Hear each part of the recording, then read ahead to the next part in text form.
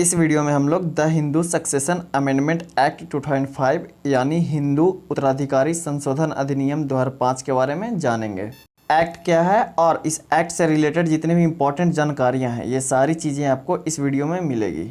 Video start करने से पहले अभी तक आपने अगर हमारे चैनल को सब्सक्राइब नहीं किया तो हमारे चैनल को सब्सक्राइब करके बेल बटन जरूर प्रेस कर लें ताकि हमारी सारी वीडियोज़ की नोटिफिकेशन आपको मिलते रहे on time. Under the amendment, the daughter of a copper sinner shall by birth become a copper sinner in her own right in the same manner as the son। अगर इसे आसान भाषा में समझा जाए तो पैतृक संपत्ति में बेटा और बेटी दोनों का समान अधिकार होगा। जितना बेटा का अधिकार होगा उतना ही अधिकार अपने पैतृक संपत्ति में बेटी का भी होगा।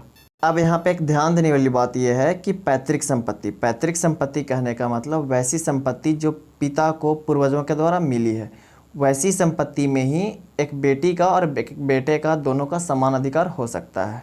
और वैसी संपत्ति जिसे कि पिता ने अपने कमाई से खरीदा है, वैसे संपत्ति पर ना ही बेटे का हक होता है और ना ही बेटी का। पिता जिसे चाहे उसे दे सकता है, पर हाँ बेटा या बेटी उस पर अपना क्लेम दावा दे सकते हैं। इससे रिलेटेड इंपॉर्टेंट फैक्ट की अगर बात की जाए तो यह एक्ट जो है वो द हिंदू सक्सेशन एक्ट 1956 का अमेंडमेंट फॉर्म है। मतलब कि द हिंदू सक्सेशन एक्ट 1956 को अमेंडमेंट करके यह एक्ट यानी द हिंदू सक्सेशन एक्ट 2005 को बनाया गया था। इस एक्ट को 5 सितंबर 2005 को बनाया गया था और 9 सितंबर 2005 को लागू कर दिया गया था। It was a revolutionary step in the field of Indian legislation regarding rights of women of India. It was essential meant for removing gender discrimination regarding property rights in the Hindu Succession Act 1956।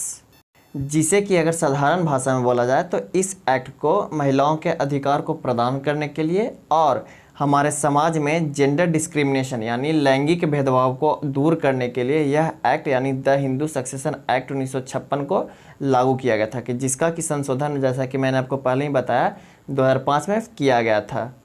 अब the Hindu succession act 2005 से related एक important point को supreme court ने अगस्त 2020 में clear किया। वो ये था कि जिनके पिता 2005 के पहले मरे हों उनके पैतृक संपत्ति पे किसी भी बेटियां का कोई अधिकार नहीं, परंतु इस पे क्लियर करते हुए सुप्रीम कोर्ट ने अगस्त 2020 में यह आदेश पारित किया कि चाहे वो 2005 के पहले मरे हों या 2005 के बाद मरे हों, उन सभी पर बेटियों का उतना ही अधिकार होगा। उन सभी के पैतृक संपत्ति पर बेटियों का उतना ही अधिकार होगा जितना कि एक बेटे का।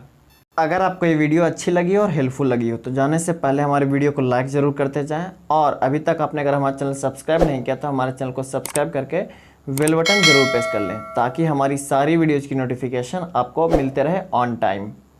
और हो सके तो दोस्तों के साथ शेयर ज़रूर किया करें क्योंकि आपका हर एक शेयर हमारे लिए बहुत ही ज़्यादा इम्पॉर्टेंट है।